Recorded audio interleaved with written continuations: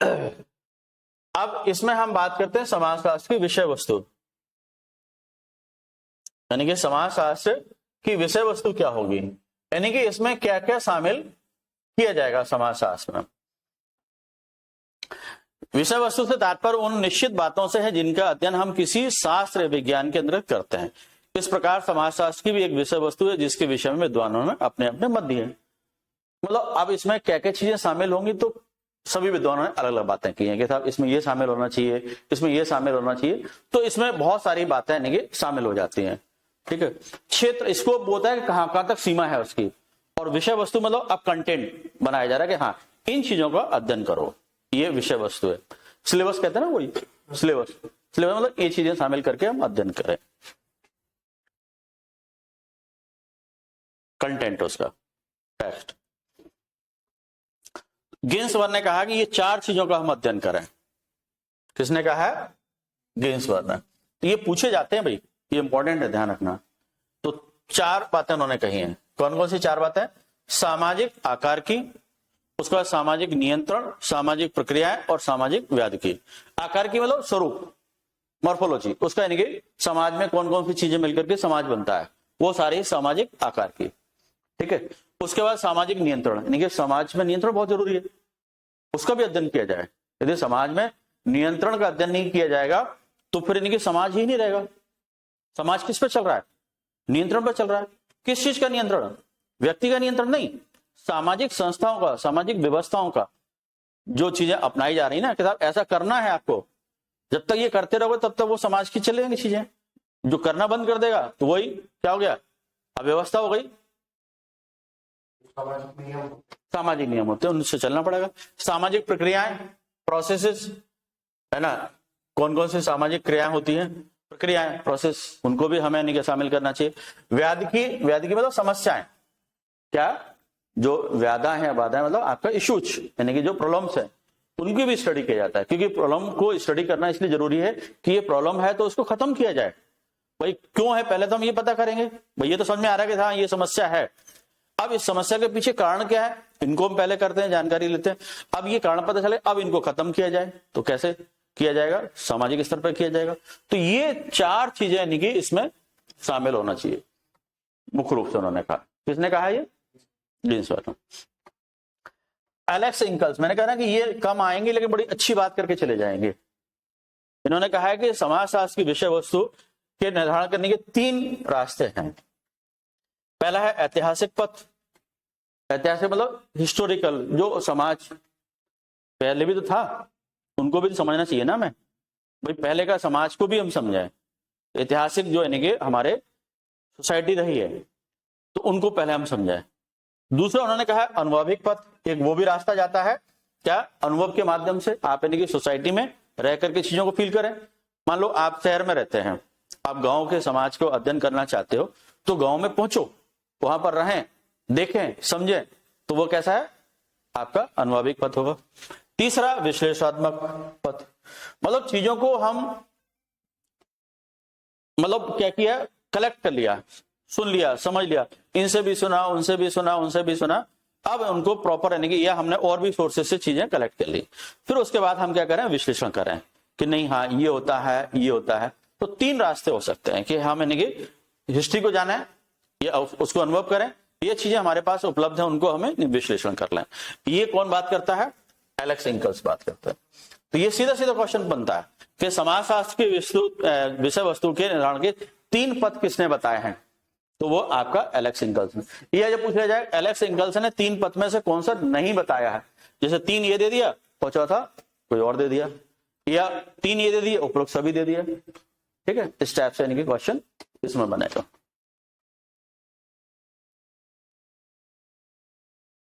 इनकी जो बुक है कौन सी? व्हाट इज सोशियोलॉजी, इसमें उन्होंने दिया है क्या? वो 3 पथ हैं जो एलेक्स इंकल के, वो इसमें इन्हीं की बुक है। ये बहुत ही इंपॉर्टेंट बुक भी है, व्हाट इज सोशियोलॉजी। ये किसकी बुक है? एलेक्स इंकल की बुक है।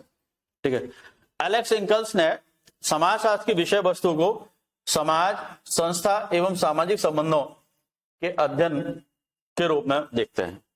किसके रूप में देखते हैं? 3 बातें उन्होंने कही। कौन कौन सी तीन बातें? समाज, संस्था और सामाजिक संबंध। मतलब वो तो तरीके बताए थे उन्होंने, तीन तरीकों से अध्ययन कर सकते, लेकिन अध्ययन करोगे तो किसका करोगे? समाज, संस्था और सामाजिक संबंध, ये एलेक्स सिंकल्स। ऑगस्ट कॉम्पटे ने समाजशास्त्र को मुख्य रूप से दो भागों में बांट दिया, एक सामाजिक स्थिति की और सामाजिक गति की। स्टैटिक्स, कुछ चीजें यानी कि फिक्स है, क्या कुछ चीजें क्या है? फिक्स है, कुछ गतिमान है, कुछ चीजों में कोई चेंज नहीं आता है और कुछ चीजों में चेंज आता है। जैसे शुरू से कहा जाता रहा है कि सत्य में जयते, सदैव सत्य की जीत होती है, तो ये पहले भी बात थी और आज भी सच है। पहले यानी कि संतान को जन्म देने का स्त्री पुरुष करते थे, पहले भी करते थे और आज भी करते हैं।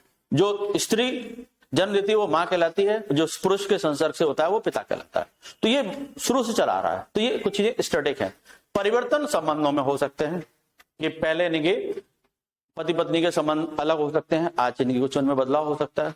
पहले पति पत्नी और यानी कि संतान के संबंध कुछ अलग हो सकते हैं, आज उनमें तनाव भी हो सकता है। तो ये कुछ चीजें क्या है? चेंजेबल होती हैं। तो इन्होंने दो बातें कही कि समाजशास्त्र की विषय वस्तु में मोटे तौर पर दो बातें हैं, एक जो शुरू से चली आ रही है और अभी तक चली आ रही है, कुछ यानी कि परिवर्तनशील है, दो भाग में लेकर के। तो ये बहुत ही इंपॉर्टेंट है। देखिए फादर है सोशियोलॉजी के, तो अच्छी बातें तो करेंगे और उनकी बातों को भी बहुत इंपॉर्टेंस दिया जाता है, ठीक है। तो ये सीधा सीधा पूछ लिया जाता है।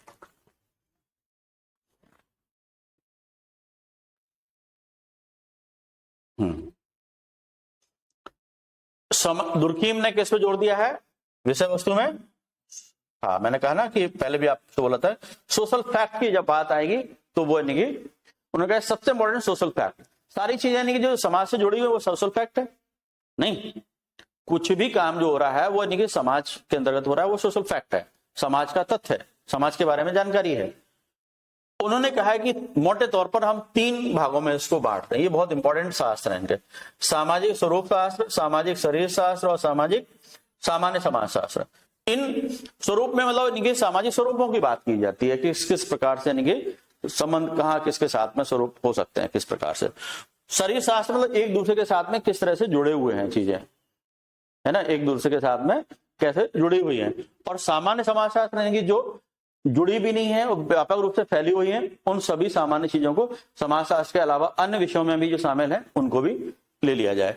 तो इस तरह से यानी कि ये तीन उन्होंने बातें बताई हैं, ये बहुत इंपॉर्टेंट है, पूछा जाता है कि यानी कि दुर्कीम के अनुसार समाज शास्त्र की विषय वस्तु में निम्न में से कौन सा शामिल नहीं है, तो तीन ये दे देंगे, एक नहीं दे देंगे कोई भी, या कौन से शामिल है तो तीन ही दे दिए, उपरोक्त सभी दे दिया, या इस तरह से दे देंगे सामाजिक समाज शास्त्र की विषय वस्तु के रूप में सामाजिक स्वरूप शास्त्र, सामाजिक शरीर शास्त्र और अन्य समाज शास्त्र का विभाजन किस समाज शास्त्री ने किया है, तो उसमें आंसर क्या हो जाएगा? दुर्कीम हो जाएगा। या सीधा सीधा क्वेश्चन पूछ लिया कि समाज शास्त्र की विषय वस्तु सामाजिक तत्व कौन मानता है, तो दुर्कीम मानते हैं, ठीक है। कि देखिए हमें ये जरूरी है कि क्वेश्चन किस तरह से आएगा इसको समझना बहुत जरूरी है, क्योंकि क्वेश्चन आ गया और हम नहीं कर पाए तो कोई मतलब ही नहीं पढ़ने का। दुर्कीम ने सामान्य समाज शास्त्र को क्या कहा है? समाज शास्त्र का दार्शनिक अंग कहा। मतलब एक जो सामान्य तौर पर कोई बात कर दे तो वो क्या है? आपकी समाज की दार्शनिक अंग इसको कहा उन्होंने। किसको? सामान्य समाज शास्त्र को। ये भी क्वेश्चन पूछा जा सकता है कि दुर्कीम की किस शाखा को, या दुर्कीम ने अपने विषय वस्तु की यानी कि किस शाखा को समाज शास्त्र का दार्शनिक अंग कहा है, तो वो किसको कहा है? सामान्य समाज शास्त्र को। ये सीधे सीधे क्वेश्चन मिलेंगे आपको, मैं बता रहा हूं आपको, बिल्कुल, बस इनको आप तैयार कर लीजिए, सीधे सीधे क्वेश्चन मिलेंगे आपको। समाजशास्त्र का अध्ययन वैज्ञानिक पद्धति से किया जाता है, इसलिए इसको वैज्ञानिक विषय माना जाना चाहिए। ये किसने कहा है? दुर्कीम ने कहा। ये कैसा विषय माना जाना चाहिए? वैज्ञानिक विषय माना जाना चाहिए। हाँ, मैकाई और पेज ने सामाजिक संबंधों को विषय वस्तु माना है। मैंने कहा कि जब भी बात आएगी तो वो यानी कि सामाजिक संबंध की बात करेंगे, सामाजिक संबंधों का जाल। कौन? मैकाई और पेज। तो इन्होंने यानी कि सबसे बड़ी विषय वस्तु क्या माना है? सामाजिक संबंधों को माना है, ठीक है।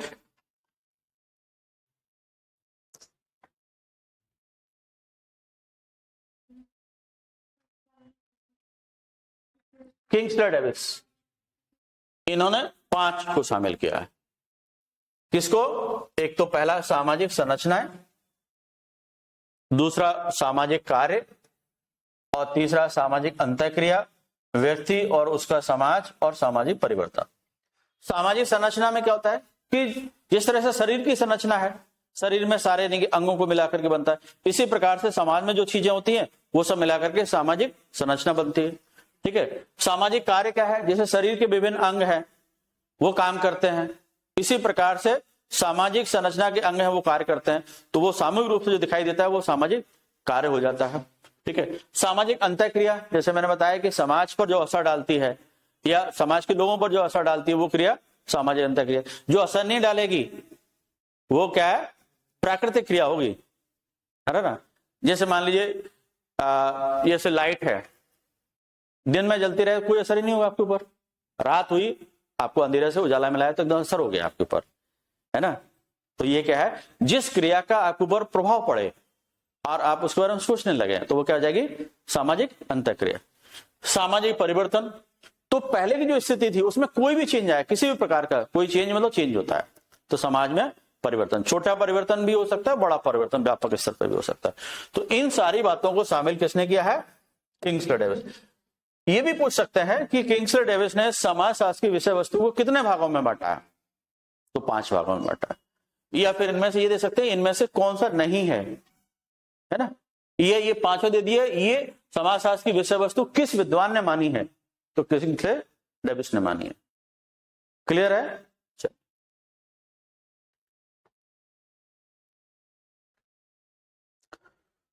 सोरोकिन के अनुसार उन्होंने 3 बातों को लिया। विभिन्न सामाजिक घटनाओं के या पारस्परिक संबंधों और सह संबंधों का अध्ययन। किसका? सामाजिक घटनाओं के जो पारस्परिक संबंध और सह संबंध है उनका। किसका? सामाजिक घटनाओं का। फिर दूसरा उन्होंने कहा है कि सामाजिक और सह सामाजिक घटनाओं के बीच पारस्परिक संबंधों और सह संबंधों का।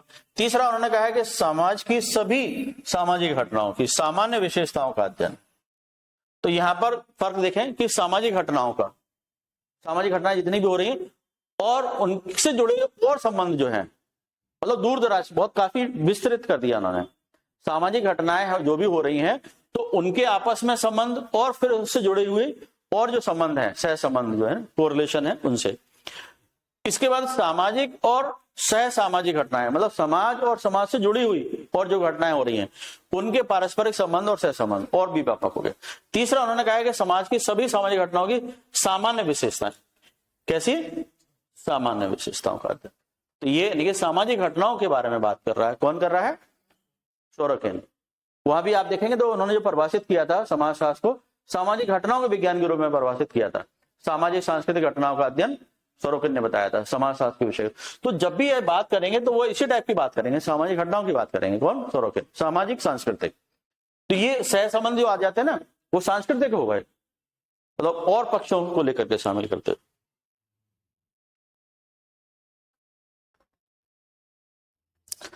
हाँ, ये बहुत इंपॉर्टेंट है। सोरोकिन ने लगभग 1000 उन लोगों के महत्वपूर्ण कार्यों का उल्लेख किया है जिन्होंने आधुनिक समाजशास्त्र के विषय में योगदान दिया। कितने लोगों की? 1000 ऐसे लोग जिन्होंने कहीं ना कहीं आधुनिक समाजशास्त्र के विकास में योगदान दिया। मतलब बहुत बड़ी सूची उन्होंने तैयार की है कि जिन्होंने किसी भी प्रकार से समाजशास्त्र के विकास में योगदान दिया है या कोई भी ऐसी बात की है, तो ऐसे 1000 लोगों को उन्होंने क्या महत्वपूर्ण कार्यों का उल्लेख किया। ये बहुत इंपॉर्टेंट। कौन है वो? सोरोकिन ने ये काम करके दिखाया, बहुत बड़ा काम है। ठीक है। ये वस्तुहीन की अवधारणा जो है वो किसने दी है? मैक्स वेबर ने की है। ये क्वेश्चन सीधा सीधा पूछा जाता है कि वस्तुहीन की अवधारणा किस समाजशास्त्री के द्वारा दी गई है? तो ये मैक्स वेबर के द्वारा दी है। क्या ये वस्तुहीन सामाजिक अध्ययन की पद्धति है, यानी कि सोशल स्टडी का एक मेथड है। इसमें क्या किया जाता है? अध्ययन करने वाला व्यक्ति स्वयं को उस परिस्थिति में रख करके अध्ययन करता है जिसका कि वह अध्ययन करना चाहता है। वस्तुहीन का मतलब क्या होता है? अंडरस्टैंडिंग, समझ गए आप? कि आप जिस चीज का अध्ययन करना चाह रहे हैं पहले उसको फील तो करो, उन परिस्थितियों में अपने आप को रखो, और रखने के बाद तब आप अध्ययन करोगे तो वो एक रियलिस्टिक अध्ययन होगा। क्या कि खुद आपने उन परिस्थितियों में रखा, उन चीजों को अनुभव किया, तब आपने अध्ययन करना शुरू किया, तो आप इनके वो एक अध्ययन कैसा होगा आपका, रियल यानी कि एक्सपीरियंस पर आधारित होगा। तो वही यानी कि क्या है, वर्स्टेहीन का यानी कि अवधारणा दी, किसने दी है, मैक्स वेबर। ये बहुत इंपॉर्टेंट, वेरी वेरी इंपॉर्टेंट।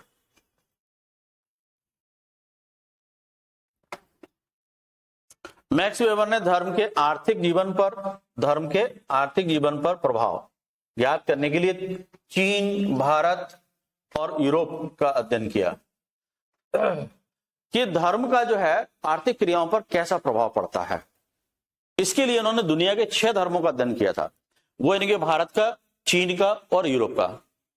इन्होंने जो बुक है, कौन सी बुक है, the Protestants ethic and the spirit of the capitalism, उन्होंने कहा है कि जो आर्थिक क्रांति है वो यूरोप में ही क्यों आई, या यूरोप ने आर्थिक तरक्की क्यों ज्यादा कर ली, क्योंकि वहां पर ये प्रोटेस्टेंट जो एक नया धर्म है, वहां कैथोलिक और प्रोटेस्टेंट 2 धर्म है।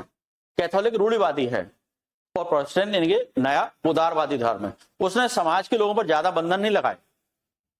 लेकिन हमारा चीन और भारत ये बहुत पुराने देश हैं, तो यहाँ पर संस्कृति जो है या सामाजिक मान्यताएं हैं वो इतनी ज्यादा वो है, हमारी धार्मिक मान्यताएं, कि हम उनसे बाहर नहीं निकल सकते, हमें उनको मानना ही पड़ेगा। तो जब मानना पड़ेगा तो आप इनकी आर्थिक स्वतंत्रता हो ही नहीं पाएगी। जैसे मान लीजिए हमारे यहाँ ब्राह्मण का कार्य क्या है, यानी कि पूजा पाठ करना, और वही पंडित जी लेकर के जूता पॉलिश करने लगे तो लोग करने नहीं देंगे, करने देंगे। देखो कितने बुरे दिन आ गए, पंडित जी को यानी कि मंदिर में होना चाहिए था, जूता पॉलिश कर रहे हैं। तो ये क्या है, धार्मिक मान्यताएं हैं। तो ये यानी कि हमारे प्राचीन जो धर्म, जितने देश हैं वहां प्राचीन जो धर्म है उनमें यानी कि सांस्कृतिक या आपकी सामाजिक बाध्यताएं हैं, इसलिए आर्थिक क्रियाएं उतनी तेजी से नहीं हो सकती हैं। वहां पर यूरोप में नया धर्म आया, मतलब उदारवादी धर्म, जिसमें यानी कि लिबर्टी दे दी कि आप ठीक है अपनी मान्यताएं अपने हिसाब से रख लो, कोई दिक्कत नहीं है, लेकिन आप यानी कि, तो उससे क्या आ गया, वहां पर पूंजीवाद आ गया, कैपिटलिज्म आ गया, क्योंकि वहां पर धर्म की कोई बहुत बड़ी वो नहीं थी, क्या दबाव नहीं था, इस वजह से। तो उन्होंने जैसे आपका जो हिंदू धर्म का अध्ययन किया, उन्होंने कन्फ्यूशियस धर्म का अध्ययन किया, उन्होंने बौद्ध धर्म का अध्ययन किया, है ना, यहूदी धर्म का अध्ययन किया और प्रोटेस्टेंट धर्म किया। तो इनमें उन्होंने देखा कि ये धर्म ऐसा है कि जिसने लोगों को आजादी दी थी, धार्मिक दबाव नहीं था, इसलिए आर्थिक क्रिया वहां पर तेजी से हुई। ठीक है।